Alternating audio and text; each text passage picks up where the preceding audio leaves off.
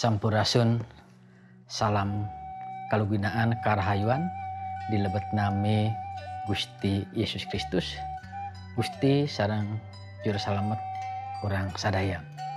Nawargi sadaya anu dipikaasih di lebet nami Gusti Yesus Kristus, urang dina nyorang kahirupan anu nuju dijalankeun dangat ayeuna kapayun mangrupikeun hiji perjalanan anu tangtosna kedah disorang tug dina perjalanan ieu seueur hal anu kedah kurang diwaspadaan. Naon margina kumargi dina kahirupan ieu tangtos urang sadaya dipendakeun sareng hal-hal anu salaresna matak nyasabkeun anu matak nyilakakeun. Namung sok sanes kitu seueur pisan di antawisna jalmi-jalmi atanapi urang nyalira panginten sok lepat tina nyandak kaputusan, lepat ngalengkah atanapi panginten justru urang geubis kana hal anu salaresna kedah kurang henteu dilakukeun.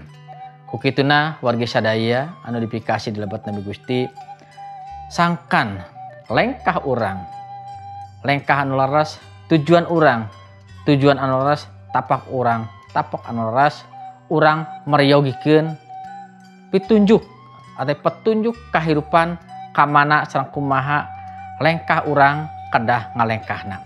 Kumaha kitu tina dangat ayeuna abdi bade ngadukeun perkawis tema nyata obor kahirupan. Urang meriyogikeun obor kahirupan sangkan lengkah urang henteu nyasab, sangkan lengkah urang henteu nyalahan, tapi sabangsulna lengkah urang luyu sareng naon anu dipiharep anu dipiharep dipaeunun Gusti urang nyata Yesus Kristus. Nah dangat ayeuna abdi bade ngajak urang sadaya kanggo ngaos dawuhan Gusti anu dicandak dina Jabur 118 ayat 105. Kieu unggalna dawuhan Gusti. Pangandika Gusti teh lampu pikeun abdi. Sinar caang nu nyaangan jalan abdi. Eta dawuhan Gusti anu tiasa ngajanten cepengan kang urang sadaya. Palawargi sadaya nalika urang nitenan kahirupan saeta kahirupan urang nyalira pon kitu deui kahirupan anu sanes kapan henteu sakedik jalmi anu antukna ngalengkah tina jalan anu salah. Seueur hal anu patali sareng kasalahan teu kalepatan. Aya ngalengkah dina iman kepercayaan sanes iman anu bener tapi iman anu salah. Anu ngalengkah tina kahirupan pribadi tapi lengkahna salah. Anu ngalengkah tina kahirupan rumah tangga tapi lengkahna salah. Pon kitu deui tina lengkah-lengkah anu aya patalina sareng kahirupan anu dijugjug dugikeun ka waktos anu ku urang nuju diantosan. Nah wargi sadaya naon anu tiasa ngajanten pituduh atau piunjuk anu tiasa nuduhkeun jalan anu laras kang urang sadaya. Dawuhan Gusti nyebatkeun nya dawuhan Gusti anu kedah dijantenkeun oborna kahirupan urang sadaya. Ngalangkungan dawuhan Gusti Bapak Ibu sadaya dipikasi di lebet nami Gusti, urang tiasa dituduhkeun ka Allah anu laras, Allah anu sajatina, Allah nu nyiptakeun langit bumi jeung sagala eusina, Allah nu masan hirup jeung huripna. Ngalangkungan dawuhan Gusti urang tiasa uninga anu sajatina.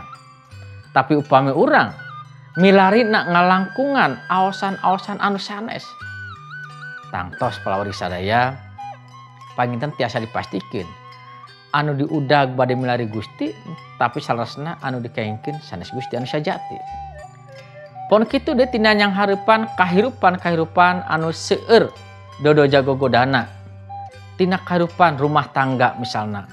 Urang ngagaduhan tujuan, urang ngagaduhan kahoyong sangkan ngawang rumah tangga anu runtut raut sauyunan, anu sakinah mawadah warohmah. Tapi upami urang teu ngagaduhan pitunjukna anu leres, malah mandar anu kajantenan teh justru anu teu dipikahoyong. Kapan ayeuna urang tiasa ningali seueur kegagalan rumah tangga? Kumargi naon? Panginten salah sawiosna kumargi salah narika milari petunjukna. Atuh oge tiasa nalika urang nuju mayunan gogoda cocoba pasoalan kahirupan nuju teu damang misalna. Urang tiasa ngalengkah tina jalan anu salah. Urang tiasa nyandak jalan keluar anu salah. Contohna sanes ngadoa ka Gusti tapi urang menta ka anu sanes-sanes. Da wargi sadaya anu dipikaasi di lebet nami Gusti, sadaya eta di luar dauhan Gusti. Tangtosna saleresna sades nyandak kana kabeneran. Tapi tungtungna tiasa nyilakakeun. Tiasa ngagebruskeun. Kumargi itu kalau wargi sadaya dipikaasi adu ngemutkeun kang urang sadaya dangat ayeuna jantenkeun dauhan Gusti eta ngajanten oborna kahirupan urang. Upami dauhan Gusti dijantenkeun oborna kang kahirupan urang sadaya tangtos urang bakal dipimpin ku dauhan Gusti kanggo urang tiasa hirup tina bebeneran anu sajati. Da bebeneran anu sajati teh mung aya tina dauhan Gusti. Nalika urang ngaos dauhan Gusti ngajantenkeun dauhan Gusti ngajanten oborna hirup urang sadaya tangtos nalika urang bade nincak jalan. Jalan anu dinincakna jalan anu kayaktian, jalan anu leres ka mana dipayuneun Gusti. Pon kitu deui seueur-seueur hal anu sanesna. Upami urang hoyong nyingkahan hiji hal kahirupan nu teu sapangaruh sareng pangarsa Gusti. Kapan eta oge pitunjukna aya tina dauhan Gusti. Dauhan Gusti hayu jantenkeun obor keur kahirupan urang tina ngajalankeun kahirupan anu nuju dijalani dangat ayeuna duikeun ka payuna. Ulah duikeun ka urang lepat ngambil langkah sokomo upami ngajantenkeun hal anu sanes kanggo obor hirup urang mah. Mung hiji anu kedah jantenkeun obor hirup urang nyata dauhan Gusti. Gusti ngaberkahan. Mangga urang ngadoa. Duh Gusti leres pisan abdi sadaya hoyong ngalengkah tina jalan anu bener anu kamanah dipeueun Gusti. Mugia abdi sadaya nyepeng kapastian anu sajati ngeunaan obor kahirupan abdi sadaya nyata dauhan Gusti tina kanyataanana. Mangga Gusti kiatkeun abdi sadaya kanggo teras berjalan, kanggo teras ngalengkah luyu sareng dauhan Gusti. Di lebet nami Yesus Kristus abdi nyakeun paneda sareng ucapan syukur. Amin.